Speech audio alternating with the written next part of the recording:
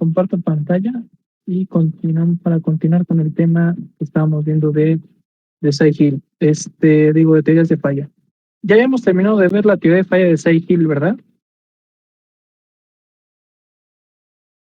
O no, o ya no vimos la envolvente. Justo nos quedamos ahí. ¿Aquí nos quedamos? Entonces sí terminamos de ver la envolvente, ¿verdad? Sí. Sí. Ok, perfecto. Muy bien. Entonces, adicional al criterio de falla de Side-Hill, también tenemos otro criterio que es el de Side-Wu. Como comentábamos, pues ambos devienen, ¿no?, de la misma persona, solo que en una colaboración diferente. ¿Estamos de acuerdo? Ahora, en este caso, la teoría de Side-Wu y la de Side-Hill, como les comentaba, pues son las dos teorías que más ampliamente van a encontrar en aplicación de materiales compuestos por su facilidad de aplicarse principalmente, ¿no? Gran ventaja que tienen es que son fáciles de implementar, ¿no?, en un cálculo y por tanto permiten una verificación rápida de lo que viene siendo por las características de un material compuesto en términos generales, ¿no? Ahora, en este caso, por ejemplo, la teoría de Side-Wu, perdón, ¿vale? Estamos aquí. Permite igual estimar en este caso la resistencia a un material compuesto, ¿sale? Pero ahora la envolvente de falla se va a definir por medio de una ecuación diferente. ¿Estamos de acuerdo? Que en este caso es la ecuación que vemos aquí y la cual está igualada específicamente a 1. ¿Ok? Si observamos bien la ecuación, vamos a notar que todos los esfuerzos que se presentan, digamos propiamente dicho en la ecuación, pues son los esfuerzos a los que está aplicado normalmente el material compuesto, es decir, el estado de esfuerzos en una condición plana, típicamente. ¿Ok? Pues igual que en el caso de la de Side-Hill, bueno, las fórmulas están finalmente simplificadas solamente para depender de las propiedades en el plano específicamente, ¿sale? No me acuerdo si se los había comentado, pero en el caso de los programas de elemento finito que llegan a incorporar este tipo de teorías de falla, su incorporación también está relacionada con la definición que ustedes hacen del material. ¿Estamos de acuerdo? Es decir, cuando ustedes definen el material, también definen la teoría o el criterio de falla por el que va a fallar en este caso. ¿Estamos de acuerdo? Entonces, dicho de otra forma, el material, o sea, el comportamiento mismo del material, perdón, define el tipo de teoría de falla que se puede aplicar específicamente en él. ¿Estamos de acuerdo? No sé si más o menos se entiende esa parte. Sí, se entiende. ¿Sí? Ok. Entonces, por lo tanto, insisto, esta ecuación, igual que en el caso anterior de la de Side-Hill, pues solamente depende entonces del esfuerzo longitudinal, del esfuerzo transversal y del esfuerzo cortante en LT que está aplicado en este caso a nuestro material compuesto. ¿Estamos de acuerdo? Ahora, evidentemente la ecuación como tal, pues te presenta una serie de constantes que son desconocidas para nosotros, que en este caso son los elementos F, ¿no? Específicamente F1, F2, F11, F22, F6 y F12, ¿sale? Más allá de eso, realmente se refieren, más bien se definen, perdón, como F11, F22, F66 y F12 específicamente. ¿Estamos de acuerdo? De hecho, si se dan cuenta por el número, ¿sale?, que representan propiamente dicho, su número está basado finalmente en la misma notación, de alguna forma, que hemos utilizado para definir la posición de los componentes en la matriz. ¿Estamos de acuerdo? De hecho, eso se explica un poquito conforme vayamos viendo las ecuaciones. ¿Estamos de acuerdo? Pero se dan cuenta, el arreglo es parecido al de una estructura matricial. ¿Sale? Ahora, en este caso, F1, disculpen, ¿sale?, va a ser una relación inversa, donde vamos a tener, en este caso, una relación inversa de los esfuerzos. Estamos de acuerdo, ya que en este caso recuerden que las teorías de falla son adimensionales, al menos específicamente las que hemos estado viendo. ¿Ok? Entonces, en este sentido, las unidades, por ejemplo, pues tienen que, en este caso, por lógica, quedar sin, o sea, eliminarse las unidades. ¿Sale?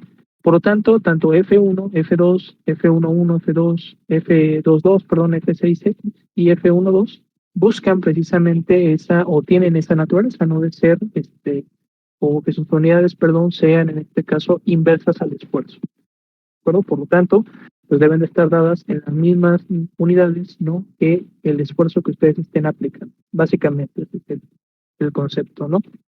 Ahora, en este caso F1 va a ser igual a la inversa del esfuerzo o de la resistencia máxima longitudinal la tensión del material compuesto. Estamos de acuerdo. Aquí seguimos hablando de propiedades del material compuesto. Menos 1 sobre el esfuerzo máximo longitudinal a compresión. ¿Estamos de acuerdo? Dicho de otra forma, el elemento 1 simplemente representa las componentes longitudinales o depende propiamente dicho de las componentes longitudinales del material compuesto. ¿Estamos de acuerdo? Ahora, en este sentido, recuerden específicamente que la cuestión aquí del comportamiento que tenemos, ¿sale? Recuerden siempre que el elemento compresivo de un material se va a presentar siempre cuando ustedes lo tensan, propiamente dicho, por efectos de Poisson, finalmente el material tiende a comprimirse, ¿no? Perpendicularmente, por decirlo de alguna forma, respecto de la carga. Eso también explica finalmente la naturaleza de ese símbolo menos que estamos teniendo por ahí, que no representa propiamente dicho eso, o sea, como tal, sino que más bien el fenómeno. O sea, si yo lo estiro en una dirección, entonces en la otra, o sea, independientemente que en la otra dirección también tengan una carga axial, ¿sale? Recuerden que el material también va a experimentar efectos de Poisson. ¿Estamos de acuerdo? Eso es un punto interesante. No sé si habían pensado o habían considerado en algún momento dado. Si tú tienes una carga axial y una carga transversal y las dos son positivas, es decir, lo que estás haciendo con el material es en dos direcciones, digamos, estirarlo, ¿estamos de acuerdo? Pues eso no quiere decir que no existan los efectos de Poisson. ¿Estamos de acuerdo? No, los efectos de Poisson siguen, incluso ustedes los consideran dentro del cálculo. De hecho, si se dan cuenta, finalmente el efecto de Poisson sería como una reacción digamos, opuesta finalmente a la carga que ustedes están aplicando propiamente dicho, ¿no? Porque finalmente es la contracción que se da, ¿sale? En la dirección opuesta, la contracción, perdón, basado en donde estén aplicando la fuerza de tensión en este caso, ¿no? Pero incluso, insisto, si tienen las dos, o sea, eso no exime que no haya efectos de Poisson. ¿Estamos de acuerdo? Entonces, realmente el menos va más allá más bien trata de representar más bien esa condición específica. Un momentito, compañeros, ¿eh?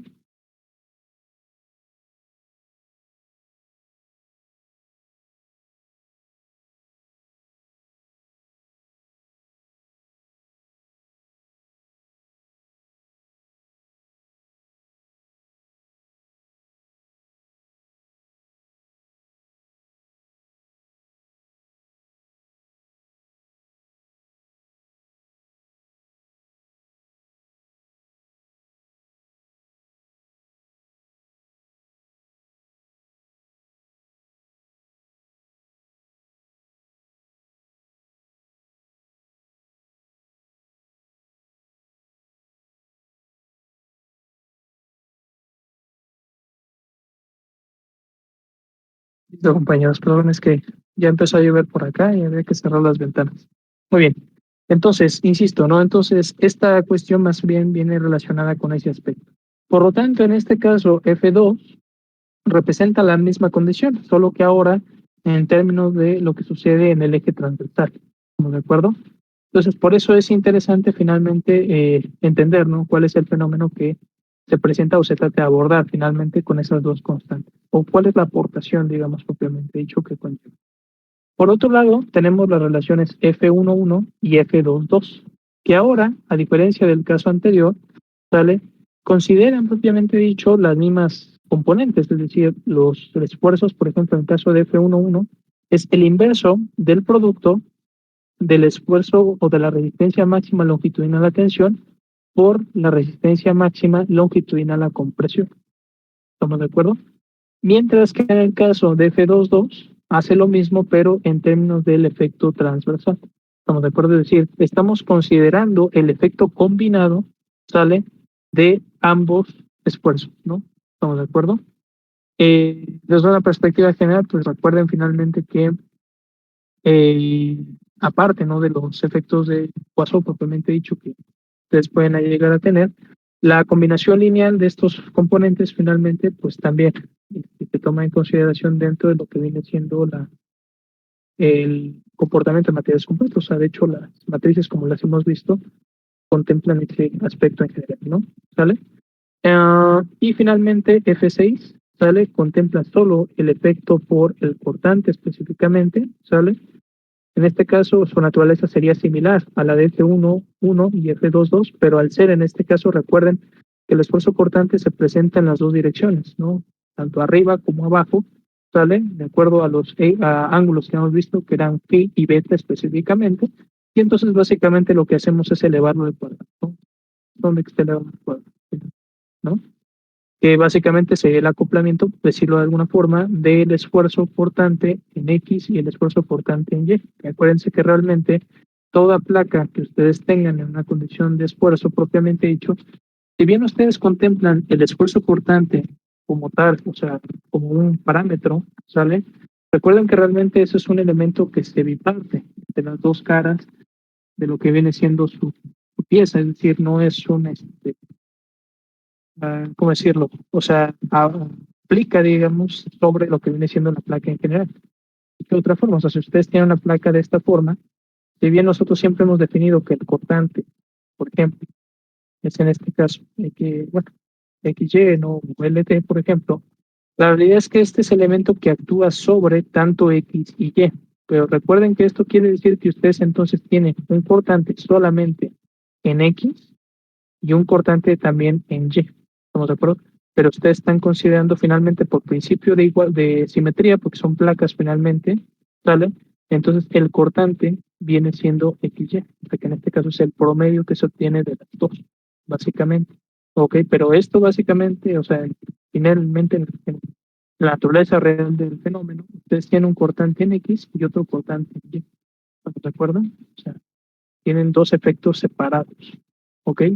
Entonces, esto finalmente quiere decir que hay una carga aquí y esto quiere decir que hay una carga acá, ¿sale? Que finalmente son diferentes, ya que las dimensiones, por ejemplo, de la placa, pues son diferentes. Bueno, en el caso de la placa fuera diferente, estas dimensiones, ¿sale?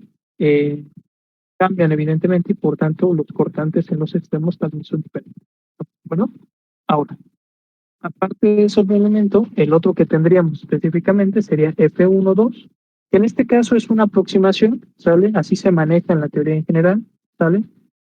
Y contempla pues el acoplamiento entre el efecto de transversal y longitudinal de una forma digamos, específica, ¿no? ¿Estamos de acuerdo? O sea, realmente es la que acopla formalmente esos dos fenómenos, ¿no? Entonces, por eso es que vemos el símbolo de aproximadamente, ¿no? Entonces, F1,2 será aproximadamente menos la raíz cuadrada de F1,1 por F1,2 por F2,2, perdón, sobre 2. ¿Estamos de acuerdo? Y esos serían formalmente los elementos que conforman a la ecuación de esta. ¿Estamos de acuerdo? Ahora, notamos en este caso, insisto, la aproximación, ¿no? Debido a que se requiere, de hecho, una parte importante es que en este caso, esto solo se hace por una aproximación. Y lo importante de este término es que para determinarlo se requieren ensayos biaxiales, que muchas veces son complicados de llevar a cabo, ¿no? Se requieren una cierta preparación especial, ¿no? Ahora, de la misma forma que se estableció para el criterio de Say-Hill, ¿vale? Podemos también determinar el factor de seguridad, en este caso R, para Say-Hill, ¿sale? Que se obtiene mediante la sustitución igualmente de R, ¿sale? Por el esfuerzo I, ¿ok? En lugar de el esfuerzo cualquiera. Por lo tanto, en este caso, la ecuación resultante, ¿sale? Que reescribe formalmente la envolvente de Say-Hill, sería en este caso la siguiente, ¿sale? Donde ahora acoplamos básicamente el factor R en toda la dirección. Ahora, si ustedes observan esto, es evidente que hablamos de una ecuación cuadrática. ¿Estamos de acuerdo? Porque tenemos elementos de R, que es la variable que finalmente nos importa, elevados al cuadrado, pero en otras secciones tenemos elementos R, o en este caso el parámetro de resistencia, sin potencia, ¿no? Serían estos específicamente, y claramente, pues uno, por ejemplo, pues sería un valor que no está multiplicado por ninguno de ellos. Por lo tanto, podemos reescribir la ecuación de esta forma, donde agruparíamos todos los elementos que tienen o contienen, en este caso más bien a r al cuadrado, todos los elementos que contienen a r y finalmente el elemento que no contiene r. ¿Estamos de acuerdo? Si ustedes se dan cuenta, ¿esto qué forma toma?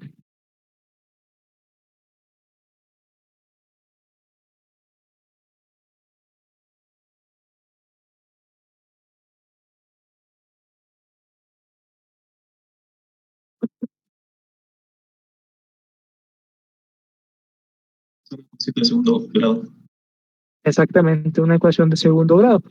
Y si finalmente lo que estamos haciendo es buscar a R, ¿cómo podríamos resolver una ecuación de segundo grado?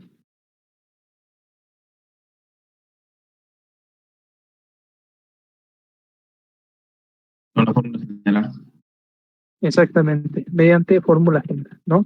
Entonces, como es una ecuación de segundo grado, podemos aplicar la fórmula general directamente en lo que viene siendo la resolución, donde ubicaríamos que en este caso A, B y C corresponderían a estos elementos que tenemos aquí. ¿Estamos de acuerdo? Que es claro, obedecen a lo que encontramos previamente. ¿Estamos de acuerdo? Entonces, dotamos que el criterio de Saigu es cuadrático, ¿sale? Y que considera la interacción entre los esfuerzos, ya que toma en consideración el efecto cortante. ¿Estamos de acuerdo? Eso finalmente venía ligado ahí, ¿no? En el factor principalmente F6, ¿no?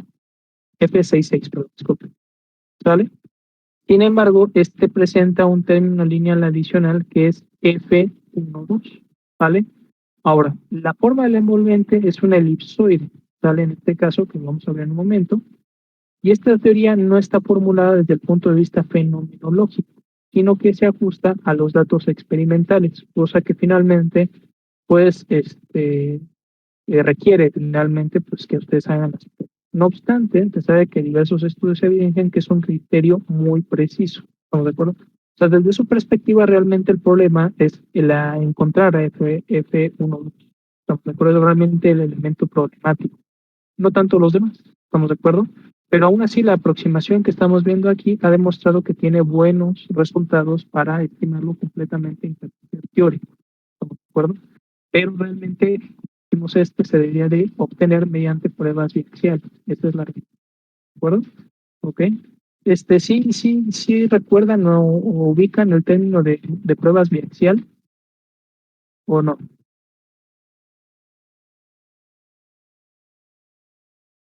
No lo recuerdo, profe. No, No. yo no, Por profe. ejemplo, No.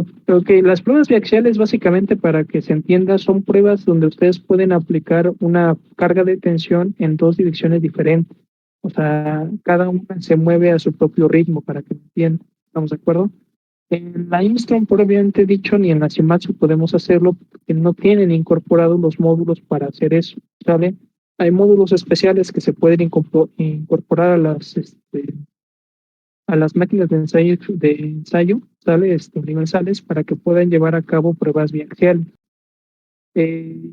No obstante, muchas pruebas, por ejemplo, esto es interesante porque actualmente, o sea, si ustedes se dan cuenta, tanto las pruebas, tanto la máquina Shimatsu como la máquina Instron están limitadas, a pesar de que son máquinas experimentales y todo el contexto que traen dentro de ellas, son máquinas que están limitadas a cierto tipo de pruebas, ¿sale? Y no pueden aplicar una condición de carga compleja, ¿estamos de acuerdo? Dicho de otra forma, es una realidad que en un fenómeno físico ustedes, una placa, por ejemplo, de una sección de fuselaje o una placa de una sección de ala o cualquier otro componente aeronáutico que ustedes quieran, tiene un estado de esfuerzos complejo, ¿estamos de acuerdo? O sea, no solamente va a estar sometido a una sola carga en una sola dirección, ¿estamos de acuerdo? O sea, realmente está carga, por ejemplo, axial, ¿no? Sale que puede ser incluso fluctuante a lo largo, digamos, de su espesor, o sea, puede estar más cargado de un lado que de otro, ¿no? ¿Sale? Está hablando de carga, ¿sí? ¿Sale? Igual, en otra sección también puede suceder lo mismo, ¿no? Puede tener torcimiento también, ¿no? ¿Estamos de acuerdo? Puede también, aunque en teoría en los materiales compuestos no se considera propiamente en la teoría, pero puede suceder en la práctica, si el material compuesto es muy grueso, ¿sale? Y finalmente este se encuentra sujeto por la parte de abajo, respecto a su espesor me refiero, y por la parte de arriba ustedes le están aplicando una carga, o está recibiendo una carga, o se está desplazando de alguna forma. Eso quiere decir que también tienen efectos a lo largo del espesor, o sea, intramateriales. ¿Estamos de acuerdo? Entonces, si ustedes se dan cuenta, insisto, o sea, el estado de esfuerzo realmente al que está aplicando una estructura en la vida real es complejo. Ahora, hoy en día hay tendencias que buscan finalmente reproducir ese estado de esfuerzo complejo dentro de las piezas. Tal los llaman muchas veces, no hay un término homologado, pero al menos con los proveedores que yo trabajé en Francia lo denominan como patrón de carga. Entonces, básicamente lo que se hace es evaluar, por ejemplo, el comportamiento de un componente estructural en condiciones de laboratorio pero aplicándole condiciones de carga complejas. En este caso, eso requiere que ustedes construyan marcos de carga o marcos de prueba experimentales complejos también, que puedan aplicar múltiples cargas al mismo tiempo. ¿Estamos de acuerdo? Entonces, hay diferentes ejemplos, pero por ejemplo, lo que yo vi en Toulouse era una especie de equipo donde ustedes tenían dos columnas de esta forma, ¿sí? Y después estas estaban conectadas a unos actuadores hidráulicos, ¿sale? O sea, estos aquí, por ejemplo, podían girar, tenían como una especie como de chumacera, podían oscilar de esta forma, ¿sale? De forma independiente, o sea, uno, por ejemplo, se hacía para acá, el otro se hacía para acá, por ejemplo. Y aparte, habían otros dos aquí, que eran iguales, ¿sale? O sea, se den cuenta que tenían 4 columnas. Y entre ellos, por ejemplo, tenían unas mordazas así grandísimas, larguísimas, que colindaban en un punto central, ¿sale? Y en el punto central había una caja de prueba, donde introducían el componente experimental, en este caso que era una placa de material compuesto, y la sujetaban a los 4 puntos. Y entonces ellos podían operar individualmente, ¿sale? O en forma coordinada, los movimientos de cada uno de ellos. O sea, por ejemplo, uno de los movimientos básicos pues era someter la placa a tensión. Pero ellos, por ejemplo, mediante los movimientos que tenían la máquina, podían incluso inducir torcimiento, podían inducir deslizamientos, podían inducir, por ejemplo, este, eh, ¿cómo se llama? Momentos, flectores, ¿no? Es decir, realmente podían reproducir condiciones de carga muy complejas. ¿Estamos de acuerdo? Y entonces, por ende, pueden determinar ciertas propiedades mecánicas que de hecho están dentro del contexto, digamos, de las propiedades de un material anisotrópico mediante pruebas de este tipo. De hecho, esa es la razón. Que las pruebas, por ejemplo, ciertas propiedades mecánicas requieren de precisamente el acoplamiento de estos fenómenos para poderse determinar. Entonces, una tendencia finalmente va en este sentido, ¿no? Hacer sistemas de pruebas complejos que permitan aplicar condiciones de carga complejas para evaluar de forma mucho más precisa el comportamiento de esos componentes. La teoría es que ustedes buscan básicamente reproducir las condiciones reales o más cercanas a las reales que estarían realmente sometidas a la placa en condiciones de laboratorio con el objetivo principalmente de poder de alguna forma estudiar ese comportamiento. ¿De acuerdo? Pero son finalmente vertientes, ¿no? Algunos otros, por ejemplo, lo que plantean es literalmente probar las componentes sobre estructuras funcionales. O sea, por ejemplo, hay pruebas que se han hecho donde literalmente quitan a veces una sección completa de una aeronave, por ejemplo, y esa la colocan en un marco de carga grandísimo y hacen una reparación o algún tipo de adecuación, por ejemplo, y la ensayan con todo de reparación, pero realmente están ensayando el componente, entre comillas, a tamaño real. Las cargas no son las reales, porque evidentemente están escaladas a las condiciones del componente, pero digamos, o sea, la pieza en esencia pues no está en ningún tipo de escala, o sea, es la pieza funcional como tal, ¿no?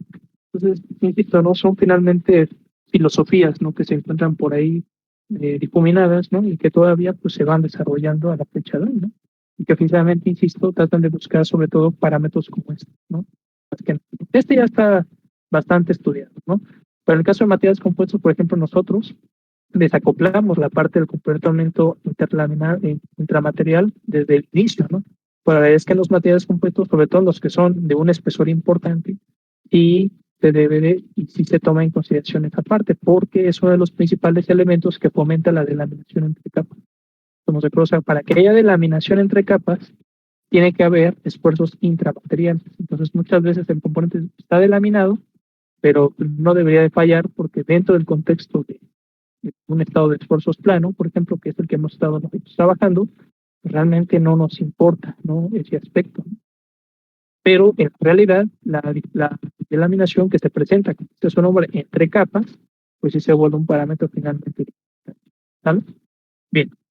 Entonces, en este sentido, por ejemplo, el criterio de falla de Saigo entonces sería este elipse, que si vemos es muy parecido al de Sai-Hill, pero curiosamente tiene una similitud, o sea, hay una similitud, ¿no? Entre lo que viene siendo la condición de esfuerzo máximo, de formación máxima, ¿no? Y alguna similitud con lo que viene siendo el criterio de Sai-Hill con el de Sai-Wu, ¿no? O sea, similitud en ese aspecto, porque si nos damos cuenta, sus formulaciones son bastante diferentes en ese sentido, ¿no? Aún así, pues, la elipse que se forma el solvente de criterio de falla de Saibu viene siendo específicamente. Recuerden que mientras ustedes se mantengan dentro de ese envolvente, pues no hay ningún problema. ¿Estamos de acuerdo? Ahora,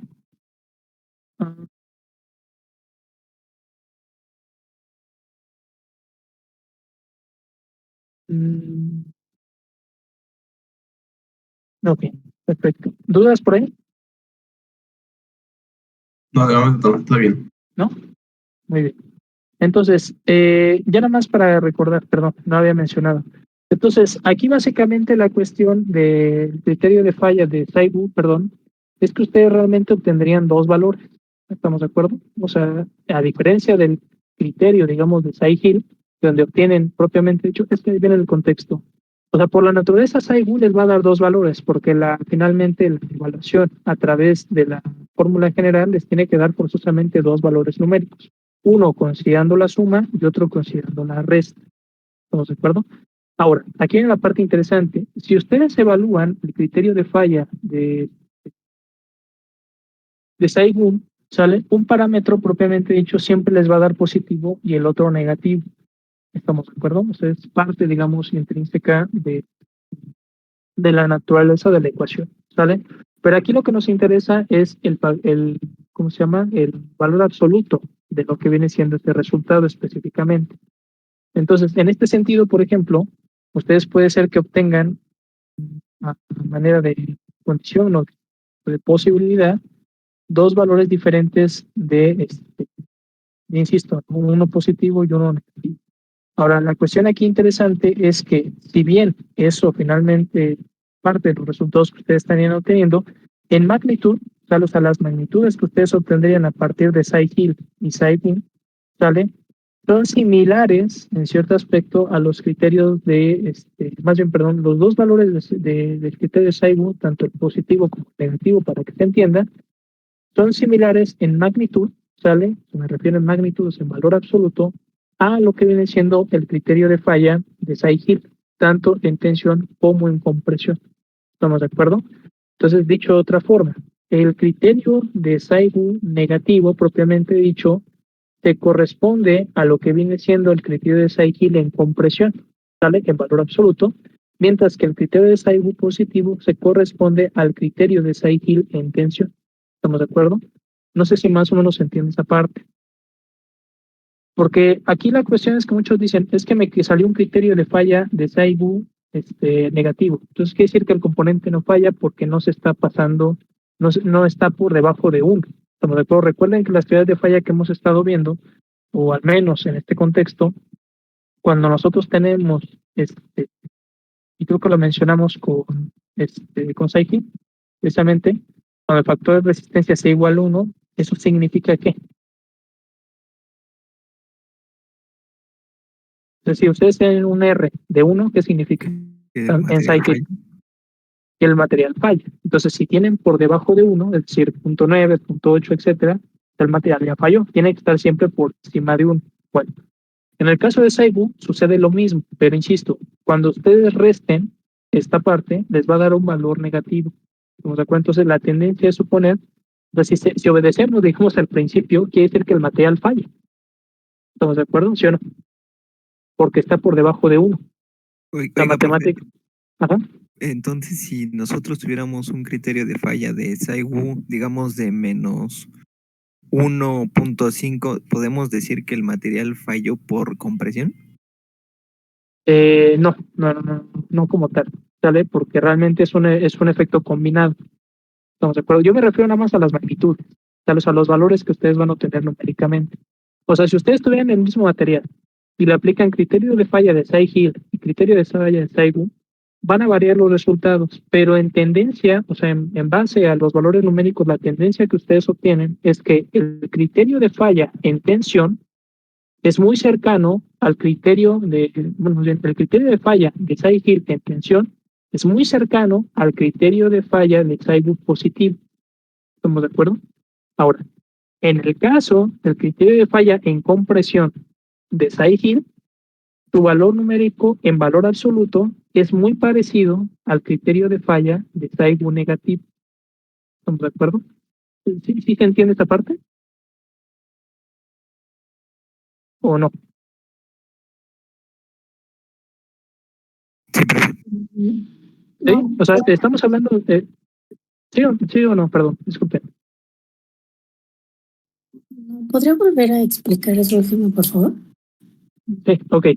Estamos de acuerdo que aplicando el criterio de falla de Saigu, ustedes obtienen dos valores. Uno positivo, que sería básicamente cuando suman, y uno negativo cuando restan. O sea, ¿estamos de acuerdo? O sea, les van a dar un valor negativo. ¿Estamos de acuerdo? O sea, R va a dar un valor positivo y un valor negativo. ¿Estamos de acuerdo? Entonces, si ustedes comparan para el mismo material, es el mismo material, lo único que están haciendo es sacar dos teorías de falla diferentes, Saigu y Saigu. El concepto establece que para que un material pase criterio de falla, o sea, que ustedes estén aplicando, tiene que pasar todo el criterio de falla. Entonces, tiene que pasar, en el caso de Saigu, compresión y tensión, y en el caso de Saigu, en el caso de Saigu, perdón, disculpen, tiene que pasar tanto el positivo como el negativo. ¿Estamos de acuerdo? Ahora, aquí la cuestión es que el criterio de Saigu se interpreta desde el punto de vista del valor absoluto. ¿Estamos de acuerdo? Porque es una combinación, digamos, adimensional de los componentes que ustedes están viendo, y lo único que están sacando es la proporción que existe entre ellos. ¿Estamos de acuerdo? Eso es lo único que están haciendo, es lo que representan los criterios de falla. Tú tienes un parámetro de referencia y comparas los esfuerzos respecto de él. ¿Estamos de acuerdo? Entonces, bajo este esquema, ¿sale? Cuando ustedes comparan los criterios de falla de Saigu en tensión, el valor numérico que ustedes obtengan va a ser muy parecido en magnitud y el valor absoluto a el criterio de falla de Saigu positivo. ¿Estamos de acuerdo? Que sería cuando sumaran la parte superior, o sea, cuando suman este. ¿Estamos de acuerdo? Y por el otro lado, cuando saquen el criterio de falla de Saigu en compresión, el valor numérico en valor absoluto es muy parecido al criterio de falla Saigu negativo en valor absoluto. ¿Estamos de acuerdo? Yo hablo de los valores numéricos. ¿Estamos de acuerdo? ¿Sí? ¿Eso sí ya se entendió?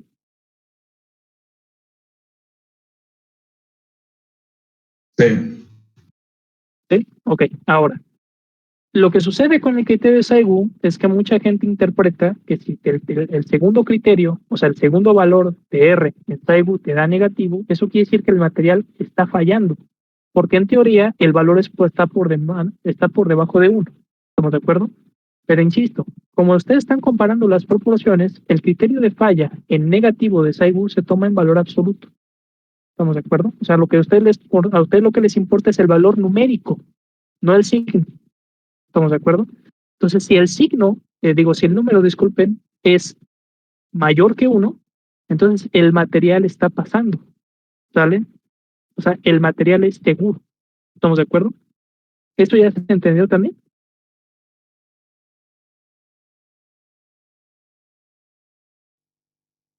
Disculpe, profesor, ¿se podría dar el caso en el que nos den valores cercanos a, o sea, por ejemplo, que al sacar ambas teorías de falla, en alguno de, por ejemplo, 0.95 y en el otro pase de 1, que a pesar de que son cercanos a...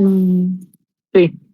Por ejemplo, puede ser que en el caso de Saigu, por ejemplo, te dé en el de tensión, por ejemplo, 0.94, y en el de Saigu te haya dado 1.02, por ejemplo. ¿Estamos de acuerdo? Entonces, en ese sentido, por ejemplo, no puedes garantizar la seguridad del componente porque pasa una teoría de falla, pero la otra no necesariamente. ¿Estamos de acuerdo? De hecho, la recomendación es siempre que ustedes apliquen el mayor número de teorías de falla posible. ¿Estamos de acuerdo? Entonces, casi siempre, en el contexto de presentar resultados en materiales compuestos, siempre piden Saigu y Saigu forzosamente, y las dos las deben de pasar. ¿Estamos de acuerdo? Pero sí llega a haber casos en los que, por ejemplo, una sí te garantiza, una te diría que el material es seguro, pero la otra no. Y si sucede eso, lo más recomendable es volver a rediseñar el material. ¿Estamos de acuerdo? En el sentido de que quede en términos, a lo mejor incluso de un parámetro de resistencia que ustedes quieran, de 1.2, 1.5, 1.8, por ejemplo. ¿Estamos de acuerdo? Pero sí se puede dar la situación. También lo que se puede dar es que, por ejemplo, en el caso de Saigu, pase en tensión, pasa, bueno, realmente lo que puede suceder más es que no pase en tensión y sí pase en compresión. ¿Estamos de acuerdo? Y entonces, igual, eso quiere decir que el material no es seguro, al menos desde el punto de vista de tensión. Entonces, igual regresan y rediseñan el material. ¿Estamos de acuerdo? Sí. Ok, perfecto. Muy bien. Y ya solamente nos quedaría ver la última teoría de falla, que es la de Hashim, ¿vale? Que en este caso, la teoría de falla de Hashim se caracteriza por disponer de diferentes modelos para cada modo de falla. ¿Estamos de acuerdo? En otras palabras, se dice que se pueden evaluar los modos de falla de las fibras en función de la resistencia de la fibra en tensión y en compresión, mientras que los modos de falla de la matriz se encuentran en función de la resistencia en tensión y compresión de la resina, teóricamente. ¿Sale? En este caso, las expresiones de esta teoría serían estas que tenemos aquí, donde el modo de falla en fibra, por ejemplo, en tensión, dicho de otra forma, y para generalizar, la teoría de falla de Hashim, a diferencia de Tsai-Hill y de Tsai-Wu, que les dan 2 valores, la teoría de falla de Hashim necesita 4. ¿Estamos de acuerdo? 4 valores de resistencia para acreditarse. ¿Estamos de acuerdo? Entonces, el caso del modo de falla de Hashim, por ejemplo, atención, compara, en este caso, la resistencia o el modo de falla de la fibra en términos del esfuerzo longitudinal y el esfuerzo cortante LT, como lo vemos ahí. Entonces tenemos en este caso la comparación 1 a 1 del esfuerzo longitudinal respecto del esfuerzo de la resistencia máxima a tensión longitudinal del compuesto, no de la fibra, del compuesto. ¿Estamos de acuerdo? Solo que recuerden que esa propiedad propiamente dicho es la que caracteriza completamente las propiedades de resistencia de la fibra en tensión. ¿Estamos de acuerdo? Y lo suma al efecto cortante, que en este caso sería el esfuerzo cortante sobre la resistencia máxima cortante al cuadro. ¿Estamos de acuerdo? Y esto sería igual con 1 específicamente. ¿Ok? Ahora, igual que en el caso de la tensión, tenemos el de la compresión, donde básicamente la situación o la condición es exactamente la misma. Lo único que cambia ahora es que en lugar de estar divididos entre la componente de tensión, el esfuerzo longitudinal estaría dividido entre la compresión, pero el cortante se queda exactamente igual. ¿Estamos de acuerdo? Entonces, si se dan cuenta, son básicamente las mismas esencias, son expresiones prácticamente idénticas. ¿Estamos de acuerdo? ¿Sí? ¿Más o menos?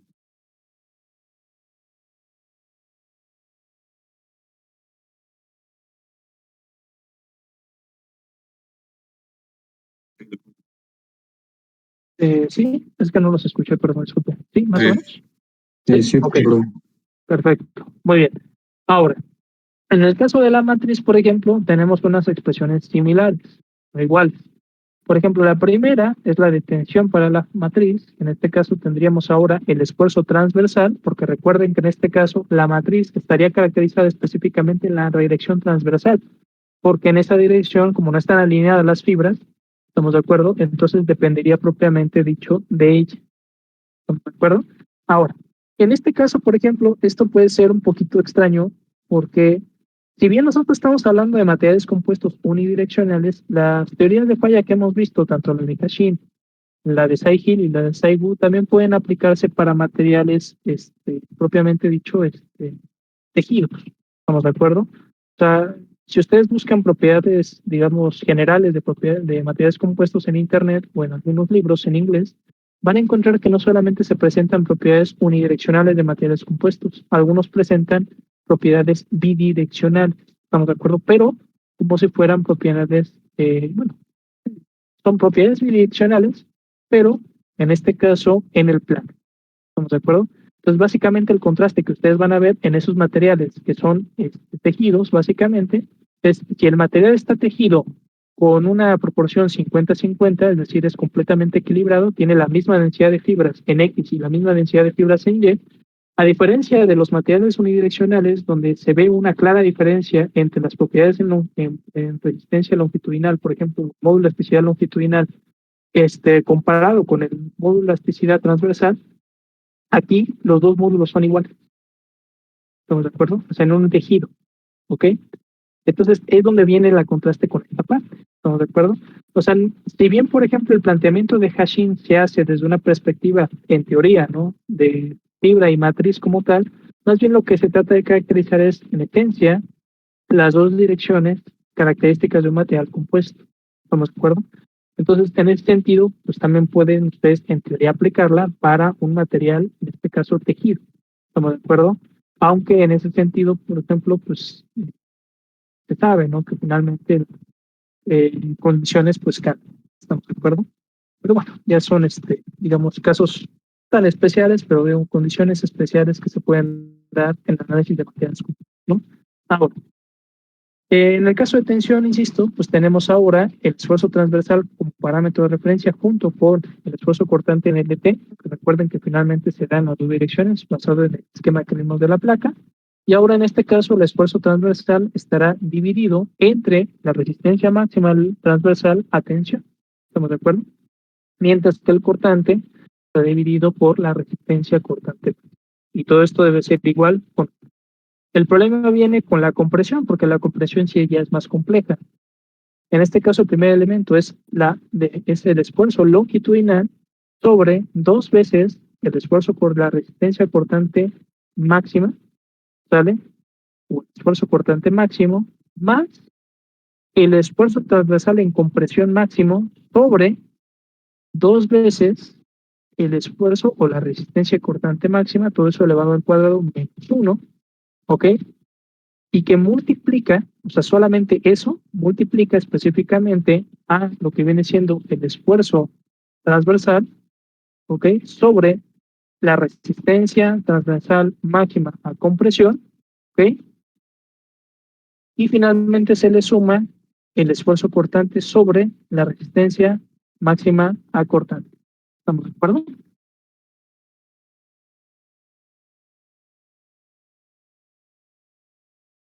Todo bien.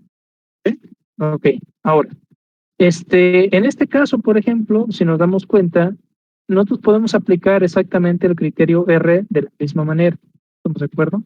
Entonces, nosotros obtendríamos, por un lado, en este caso, la teoría o el criterio de falla de Hashing, la tensión para la fibra, el criterio de falla de Hashing para compresión de la fibra, el criterio de falla de Hashing para la tensión de la matriz, pero luego viene la cuestión interesante, y es que si nosotros desarrollamos para el caso de la compresión, ¿qué creen? Nos da también una, ecuación cuadrática. ¿Estamos de acuerdo? Entonces, como nos da también una ecuación cuadrática, entonces en este caso tenemos que resolverla o agruparla específicamente en términos de lo que viene siendo la ecuación general universal. ¿Estamos de acuerdo? Entonces, realmente lo que ustedes obtienen, propiamente dicho, sería la R, la resistencia positiva de la matriz, ¿sale? Decirlo de alguna forma, igual al parecido, más bien al de Saibu, ¿sale? Y la resistencia máxima negativa, negativa de Hashim. ¿Estamos de acuerdo? Ahora, a diferencia de otros casos, por ejemplo, la implementación de Hashim en este sentido, se toma, propiamente dicho, desde un punto de vista físico, a diferencia del caso de Saibu, por ejemplo, donde se comparan los dos parámetros. Aquí, por ejemplo, en la de falla de Hashim general, solo se toma el positivo. ¿Estamos de acuerdo? O sea, el valor que les dé positivo a ustedes, ese es el que se toma en consideración como el verdadero. ¿Ok? A diferencia de Saibu. ¿Estamos de acuerdo? Esto sobre todo porque, bueno, como se define en este caso por la naturaleza, si bien es una comparación también similar, ¿no? En el caso de Saibu, ¿sale? Por conveniencia siempre se ha tomado ese porque el valor propiamente dicho que da la parte positiva siempre es menor que la parte negativa. Entonces, para darnos a entender, pues, si la matriz más bien falla en positivo en condición de compresión, entonces pues, quiere decir que ya falló. Entonces se da por hecho que ya falló, aunque el otro puede haber salido más alto y estar por encima incluso de 1. ¿Estamos de acuerdo? Por eso es que siempre se toma el positivo específicamente. Que digo, insisto, en general tiende a ser más, tiende a ser, o por naturaleza, es más pequeño. ¿Estamos de acuerdo? No sé si se entendió esa parte también.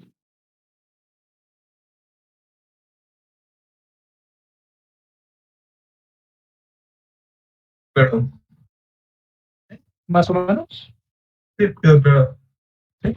Ok, perfecto. Muy bien. Entonces, formalmente, pues, a partir de esto se sabe que el criterio de falla de hashing se va a caracterizar por diferenciar las envolventes de malla por modo de falla o ruptura, ¿sale? Tanto para la matriz como para el refuerzo. Por consiguiente, sabe que el criterio de hashing permite obtener información adicional a los demás criterios presentados a lo largo de lo que hemos visto, ¿no? Ahora, es evidente que este criterio pues, sí considera la interacción de las componentes de esfuerzo. Además, esta teoría, al igual que las anteriores, ha sido una base para desarrollar teorías de falla más precisas y que han presentado una buena correlación entre datos analíticos y resultados experimentales. ¿Estamos de acuerdo? Ahora, no obstante, el criterio de hashing es un criterio de falla un poco menos empleado en comparación a Saihil y Saibu. Es una realidad. ¿Estamos de acuerdo? Y lo que es más, en algunos software de MEF, esta teoría de falla se presenta como un método aparte de los criterios más clásicos. ¿De acuerdo? Esto sobre todo sucede mucho en Abacus. En Abacus, por ejemplo, cuando ustedes programan el análisis de un material compuesto, ustedes pueden obtener el criterio de falla de Saihil y de Saibu mediante la programación directa de, digamos, de criterio dentro del material. ¿Estamos de acuerdo?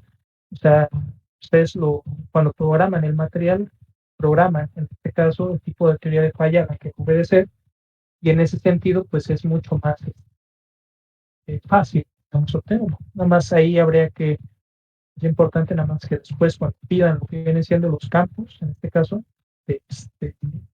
que va a presentar en este caso el postproceso, sale, pues se tengan habilitados. O sea, si ustedes no lo habilitaron en la parte de, bueno, lo denomina como steps, ¿sale? Pero es file output, y no me acuerdo del otro término que utiliza, ¿no?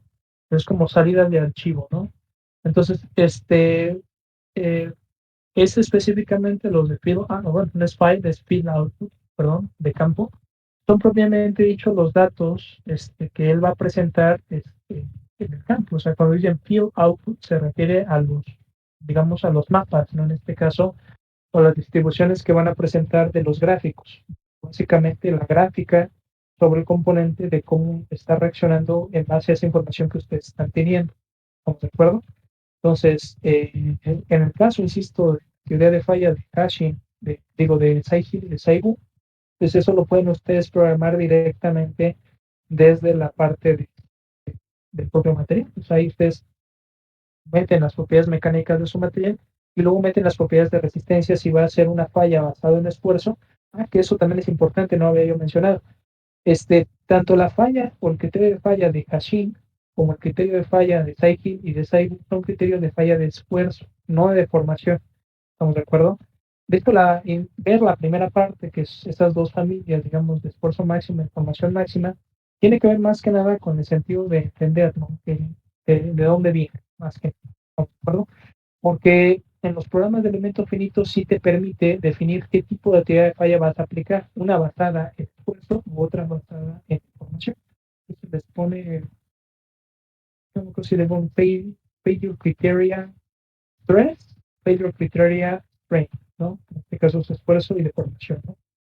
Pero finalmente te permite las dos. Entonces, cuando ustedes piden, en este caso, un criterio de falla, esfuerzo en una lámina, ya Baku reconoce automáticamente que, bueno, también si ustedes le ponen las propiedades correctas, evidentemente, Abacus ya reconoce automáticamente pues las propiedades que él tiene contra qué debe de comparar. En ese sentido, compara directamente contra los criterios de falla de Saihil, de Saibu.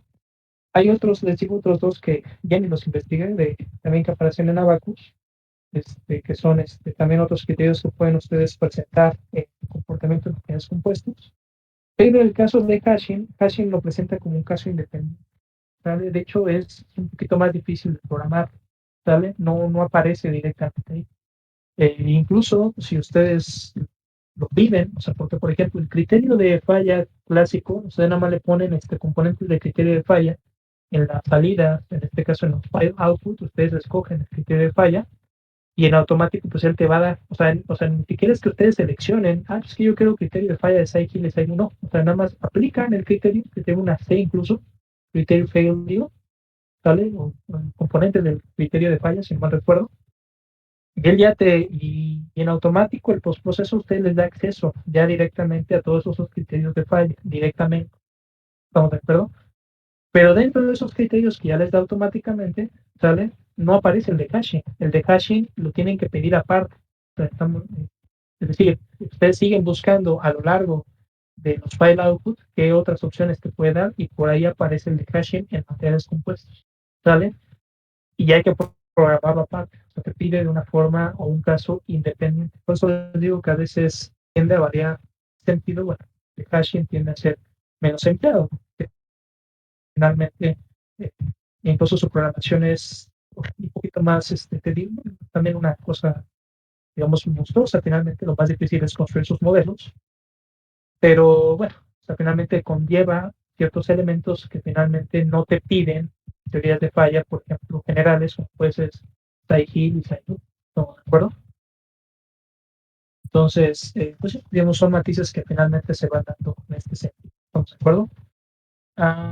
Y ya finalmente, bueno, pues ya con esto pues tenemos definido propiamente dicho todos los criterios de falla más comunes para determinar resistencia a materiales compuestos, ¿sale? Pero aún a la fecha de ahora, ¿sale? Es importante mencionar que todavía los criterios de falla se siguen desarrollando, ¿sale? Se siguen implementando. De hecho, dentro también, por ejemplo, de programas como Abacus y Yancy, ustedes pueden programar sus propios criterios de falla. ¿Estamos de acuerdo? Si ustedes recuerden, por ejemplo, que dentro de los resultados que les da un programa de elemento finito, les da los esfuerzos, les da el campo de esfuerzos. ¿Estamos de acuerdo? Entonces, si ustedes tienen los campos de esfuerzos, que son en este caso todas estas variables que estamos viendo, o sea, todas estas variables, ¿vale? Claro, simplemente habrá que alinearlo en la dirección de las fibras específicamente para poder aplicar el criterio, porque los criterios específicamente dependen de esa parte. En el caso de los materiales compuestos, si están hablando de materiales isotrópicos, pues ya la hicieron, no tienen que ajustar nada, ¿no? Pero si están con materiales compuestos, sí hay que ajustar los esfuerzos, o en este caso lo que se hace es crear un eje de coordenadas adicional o complementario sobre el postproceso, y después lo que haces es pedir que te dé los resultados en base a ese nuevo eje de rotación, ¿de acuerdo? O esa nueva posición ahí. Y entonces lo que hace en automático el programa es transformar los esfuerzos, ¿sale? Y entonces ahora sí, tomas todos esos esfuerzos y esos esfuerzos tú los puedes utilizar para cargar directamente dentro de tu file, ¿estás de acuerdo? O sea, tú puedes crear tu propio campo o tu propia gráfica de salida para que entiendan, ¿estamos de acuerdo? Porque tanto ANSYS como Abacus les permiten a ustedes crear, y para crearlo pues les pide una ecuación, ¿estamos de acuerdo? En este caso esa ecuación pues depende de los parámetros que ustedes ya obtuvieron, pueden mandar a llamar, por ejemplo, de los resultados que ya tuvieron previamente, y ya nada más va haciendo la comparación uno a uno, ¿estamos de acuerdo? No sé, más o menos se entiende esta parte.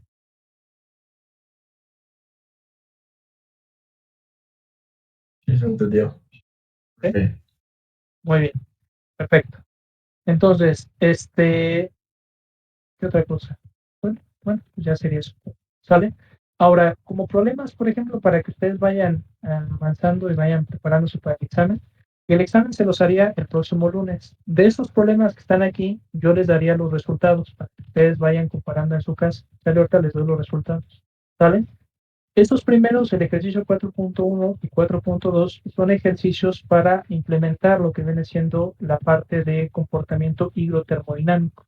El primero es solamente térmico, termomecánico específicamente, ya que solamente le está dando los coeficientes de expansión térmica, y el segundo sí contempla la parte hidrotermodinámica. Ahora, aquí la situación importante sobre este esquema es que sobre todo es un problema idealizado, ¿estamos de acuerdo? Porque se está considerando que la temperatura o el delta de T propiamente dicho es de 18 grados y 32 para los 2 días. Y el caso de la humedad relativa se considera 38 y de 74. Recuerden que en este caso, en el cálculo específicamente, la delta de H representa la humedad que absorbe el material. Aquí lo que estamos dando por hecho es que toda esa humedad entra dentro del material, es decir, su delta de H es de 38%. Pero recuerden que en este caso esto es porcentual, pero los valores, por ejemplo, de beta, ¿sale? Son adimensionales específicamente, ¿sale? A diferencia de estos que sí tienen una dimensión en medio, ¿sale? Que sería centígrado, 1 sobre grado centígrado. Estos son completamente adimensionales, estamos de acuerdo, de hecho son proporciones porcentuales. Pero estos específicamente, si ustedes los consultan en mucha teoría, no se los dan porcentualmente, se los dan como valor absoluto adimensional, ¿estamos de acuerdo? Entonces, para que ustedes puedan multiplicar, por eso es importante notar la naturaleza de estos valores, ¿sale? Si estos valores no contemplan porcentaje, ¿estamos de acuerdo? Entonces, lo que hacen con este es convertirlo, ¿estamos de acuerdo? O, de alguna forma, la multiplicación que se hace de este con este no es porcentual, sino que este sea 0.31. ¿Estamos de acuerdo? No sé si se entiende esa parte.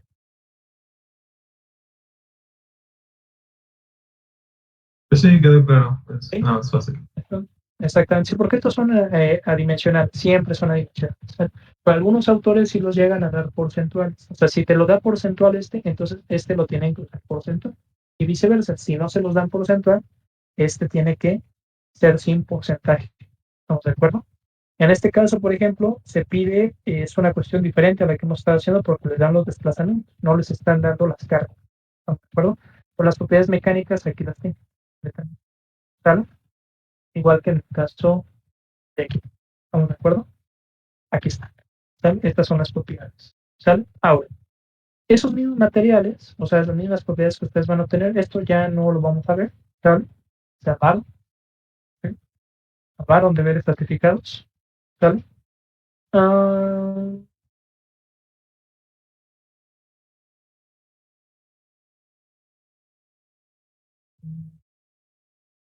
no, me pasé. Me fijé cuando me pasé. Había uno de teoría de falla que salía. Ah, es este. ¿Sale?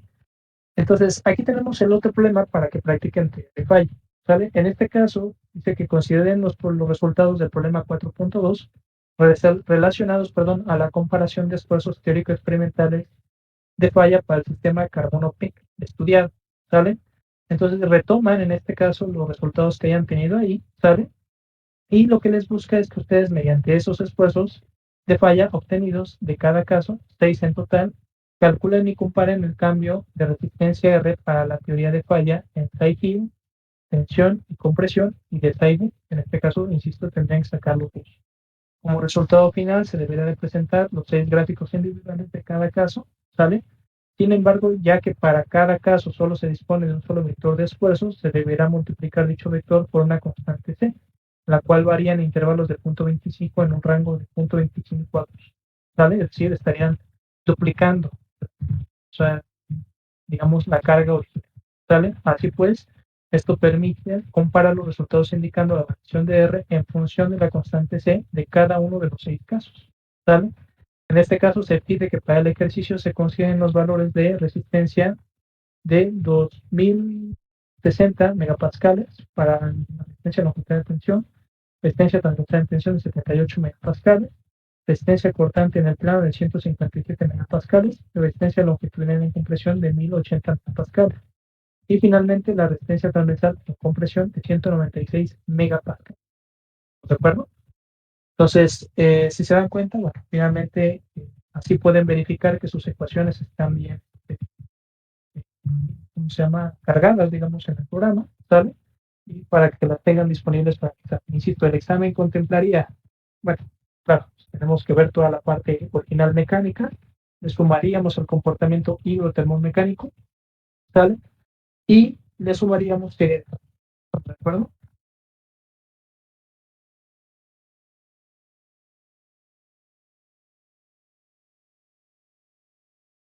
Profe, entonces estos ejercicios serían para el lunes, ¿verdad? Para que practiquen, para que vayan probando sus modelos. Ah, bueno, ¿y el mismo lunes es el examen?